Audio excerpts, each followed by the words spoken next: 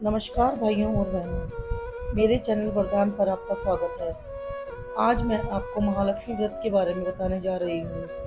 महालक्ष्मी व्रत का आरंभ भाद्रपद माह की शुक्ल पक्ष अष्टमी तिथि से किया जाता है और अगले 16 दिनों तक यह व्रत चलता रहता है। इस व्रत को करने से माँ लक्ष्मी प्रसन्न होती हैं और उनकी विशेष कृपा बनी रहती है।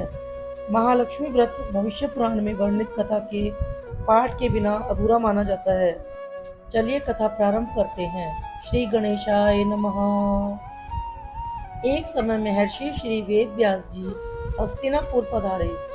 उनका आगमन सुन महाराज धृतराष्ट्र उनको आदर सहित राजमहल में ले गए। स्वर्ण सिंहासन पर विराजमान कर चरणोदक ले उनका पूजन किया। श्री व्यास जी से माता कुंती और गांधारी ने हाथ जोड़कर प्रश्न किया, हे महामुने, आप त्रिकालदर्शी हैं, अतः आपसे हमारी प्रार्थना है कि आप हमको कोई ऐसा सरल व्रत एवं पूजन बताएं जिससे हमारा राज्य लक्ष्मी, सुख संपत्ति, पुत्र पुत्रादि व परिवार सुखी रहे। इतना सुन श्री वेद व्यास जी कहने लगे, हम एक ऐसे व्रत का पूजन व वर्णन कहते हैं जिससे सदा लक्ष्मी जी का निवास होकर सुख समृद्धि की वृद्धि होती है। यह श्री महालक्ष्मी जी का व्रत है जिसे प्रतिवर्ष आश्विन कृष्ण अष्टमी को विधिवत किया जाता है। हे महामुने, इस व्रत की विधि हमें विस्तार पूर्वक बताने की कृपा करें। तब व्यास जी बोले, हे देवी, यह व्रत भाद्रपद शुक्ल अष्टमी से प्रारंभ किया जाता है। इस दिन स्नान करके 16 सूत के धागों का डोरा बनाएं, उसमें 16 गांठ लगाएं, हल्दी से पीला करें। प्रतिदिन 16 दूब व 16 गेहूं डोरे को चढ़ाएं। आश्विन कृष्ण पक्ष की अष्टमी के दिन उपवास रखकर मिट्टी के हाथी पर श्री महालक्ष्मी जी की प्रतिमा स्थापित कर विधि पूर्वक पूजन करें। इस प्रकार श्रद्धा भक्ति सहित महालक्ष्मी जी का व्रत पूजन करने से आप लोगों की राज्य लक्ष्मी में सदा अभिवृद्धि होती रहेगी। इस प्रकार व्रत का विधान बताकर श्री वेद व्यास जी अपने आश्रम को प्रस्थान कर गए। इधर समयानुसार भाद्रपद शुक्ल पक्ष की अष्टमी से गांधारी तथा कुंती अपने अपने महलों में नगर की स्त्रियों सहित व्रत का आरंभ करने लगी। इस प्रकार 15 दिन बीत गए।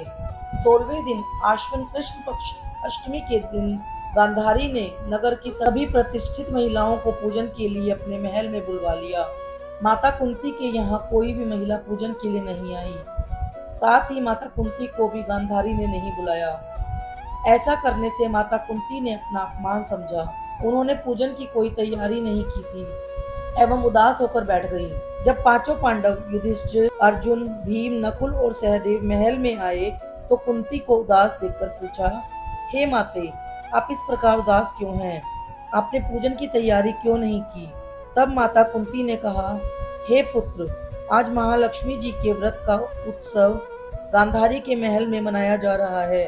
उन्होंने नगर की समस्त महिलाओं को बुला लिया और उसके 100 पुत्रों ने मिट्टी का एक विशाल हाथी बनाया, जिस कारण सभी महिलाएं उस बड़े हाथी का पूजन करने के लिए गांधारी के यहाँ चली गईं, लेकिन मेरे यहाँ नहीं आई। यह सुनकर अर्जुन ने कहा, हे माता, आप पूजन की तैयारी करें और नगर में बुलावा लगवा दें कि हमारे यहाँ स्वर्ग के ऐरावत हाथी की पूजन होगी। इधर माता कुंती ने नगर में ढिंढोरा पिटवा दिया और पूजा की विशाल तैयारी होने लगी।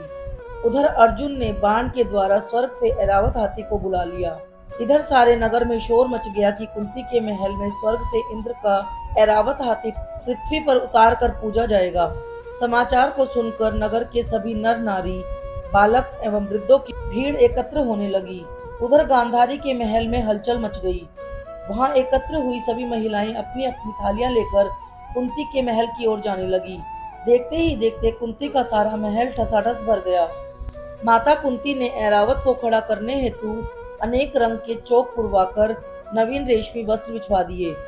नगरवासी स्वागत की तैयारी में फूल माला, अबीर, गुलाल, केसर हाथों में लिए पंक्तिबद्ध खड़े थे।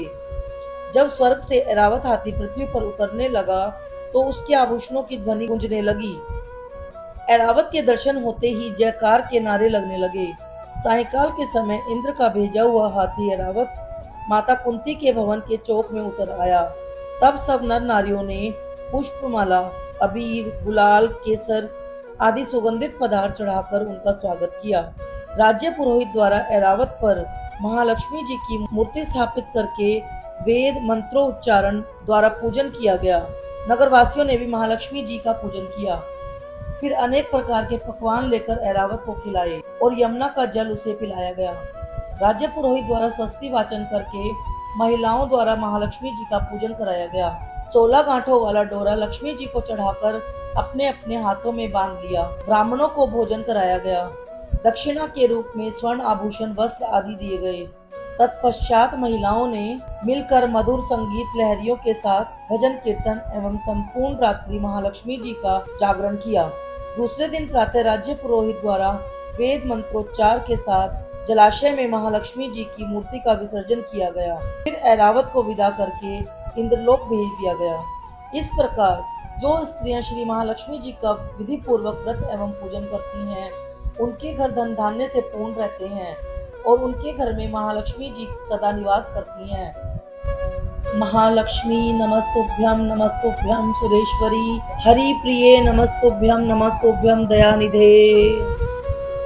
महालक्ष्मी माता की जय।